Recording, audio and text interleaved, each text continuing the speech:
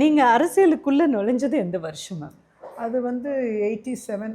நான் வந்து college join பண்ண உடனேயே அரசியலில் வந்துட்டேன். அப்போ ஸ்டூடெண்ட் யூனியன் லீடராகவே வந்துட்டேன். ஓகே. அப்போ இவரை தெரியாது. அவர் அரசியல்லாம் கிடையாது. அப்போ தெரியவும் தெரியாது. ஓகே. நான் படிச்செல்லாம் முடிச்சு ப்ராக்டிஸ்க்கு வந்த பிறகு தான் அவரை தெரியும். ஆக்சுவலாக நிறைய ஆண்கள் அந்த காலத்துலலாம் வந்து தனக்கு ஒரு பேர் மனைவியை தேடும்போது, காதலியை தேடும்போது அவங்க அரசியலில் இருக்காங்க அப்படின்னு தெரிஞ்சே உங்க கணவர் உங்களை நேசிச்சிருக்காரு அப்படின்னா பெண்கள் வந்து அவருக்கு தெரியாது. ஆளுமையா இருக்கிறத விரும்பியிருப்பாங்க. இல்லை, அது நான் சொல்லி தெரியும். அரசியலில் இருக்கோம் அப்படிங்கிறது சொல்லி தெரியும். ஆனால் அவர் அது ஒரு பொருட்டா எடுத்துக்கல. அதுதான் சொல்றேன். எடுத்துக்கல. அவர் வந்து என்கரேஜ் தான் பண்ணார்.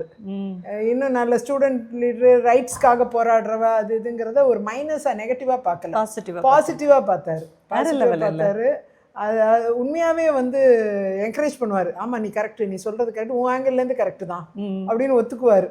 பல நேரங்களில் என்னுடைய இந்த போராட்ட குணத்தை எப்பயுமே என்கரேஜ் பண்ணுவார். Okay, you fight for it அப்படிம்பாரு.